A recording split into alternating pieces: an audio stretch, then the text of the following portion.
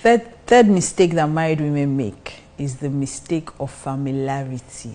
Hey, and this one, everybody is guilty, even me. Let me tell you the truth now. Even me. And you know why? It's so easy to fall into that sin of familiarity or that mistake, because you are the one person that sees your husband at his lowest, when he's in his boxers, when he has not brushed his teeth, when he has not had a bath. So he can be a king outside, but when he comes, he's just a boy. You know, just a boy. So you've seen him at his weakest, when he's sick and is crying like a baby, or when you've seen him at every single point, as in, like Nigerians would say, that's not to see finish. You know, and that's exactly what happens. A lot of times, because you've been married to this man for a while, you've seen every side to him, then you forget that you should honor him as your king and as your husband. So you speak to him anyhow, he annoys you, shout at him, things you would probably not do before you got married. When you get married, you say, what? I've been managing this thing, so I can't take it anymore. No, it's a huge mistake. You know why? Because respect is one of the major needs of every man.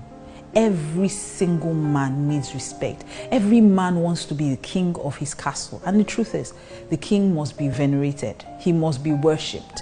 Anytime, every single man that I know, every single man wants to be king of his castle. So you can't tell a man in his own house, you just come and you're shouting at him, screaming at him. Every man wants to be treated like a king.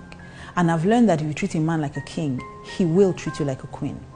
So most times, because we feel that this man, I've lived with him since now, I know him, I can talk to him, we forget that God is the one watching when it comes to marriage. Let me give you an example. When I learned this lesson early in marriage. My husband did something, I think it was the first year. Yeah, must have been the first year of our marriage. My husband did something, can't remember what it was, but it mustn't have been anything too serious. But I was upset. So I went to my prayer room and I was praying. Okay, let me be honest. I was supposed to be praying. I was complaining. So I was there complaining. God, I'm not going to take this. And I don't know if it was the first time.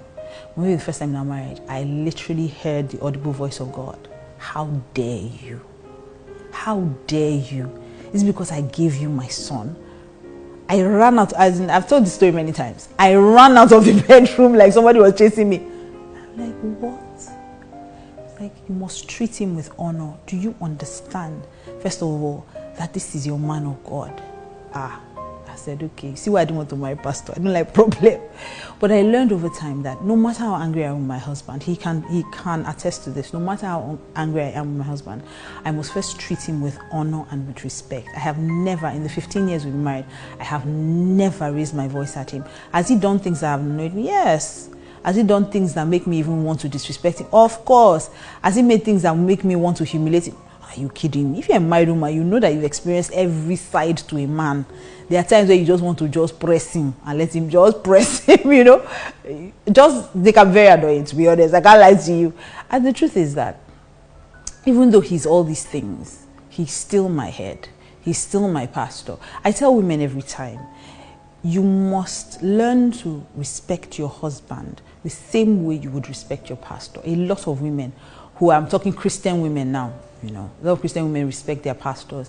No matter what the pastor says, they will say, yes, sir. They will kneel down, yes, sir. Oh, yes, sir. They will, you know, literally be bowing and, you know, literally almost worshiping the pastor. Meanwhile, when you get home, your husband says something, you shout at him disrespectfully that what? You are talking. But this is your own pastor at home. You know, so the same way you would honor your pastor, you should honor your husband the same way. Same way you honor your father, you honor your husband the same way. My husband is my pastor, so some other women have it easy. When you're angry with your husband, you can literally scream at him. I dare not. He's my pastor, first of all, before he's my husband. So I try very hard not to forget that. So your husband may not replace you by marrying another wife, but he may replace you in his heart.